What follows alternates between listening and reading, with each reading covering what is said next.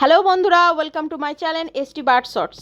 আমার ইউটিউব চ্যানেলে তোমাদেরকে অনেক অনেক স্বাগত। চলে এলাম একটা ইন্টারেস্টিং ভিডিও নিয়ে। এই গরমে পাখিরা কিভাবে হাঁসফাঁস করতে থাকে, যারা পাখি পোষো তারা তো জানোই। এই গরমে পাখিদেরকে কতদিন ছাড়া স্নান করাবেন সেই ভিডিও নিয়েই আজ চলে এলাম।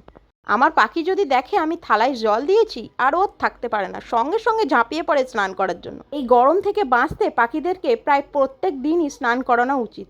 আমি আমার পাখিদেরকে প্রত্যেক দিনই স্নান করাই। আমার কাছে দুটো শালিক পাখি আছে, এটা হলো চিকু, আরেকটা পাখি আছে সেটা হলো মিঠি।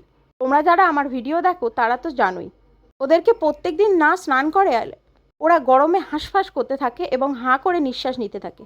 যখনই দেখবে পাখিরা হাঁ করে নিঃশ্বাস নিচ্ছে, তার মানে বুঝতে হবে ওদের ভীষণ গরম হচ্ছে এবং তখনই ওদেরকে স্নান করানো উচিত। এই যে পাখিটা স্নান করছে এটা হলো মিঠি। এবার বলা যাক ওকে কেন আমি খাঁচার ভিতরে জল দিয়েছি।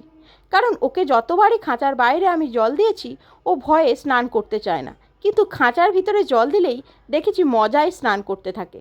তাই ওর যেটাতে ভালো লাগে সেভাবেই আমি ওদেরকে চান করাই। তাই তোমাদের যাদের পাখি আছে তারা চেষ্টা করো পাখিদেরকে প্রত্যেক দিন স্নান করাতে।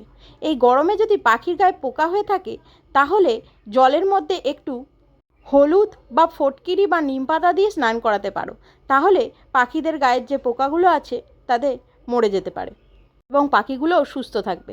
ভিডিওটা ভালো লাগে থাকলে একটি লাইক করে চ্যানেলটিকে অবশ্যই সাবস্ক্রাইব করে রাখবেন। পাখিদের সম্পর্কে কোনো প্রশ্ন থাকলে অবশ্যই কমেন্টে জানাতে পারেন।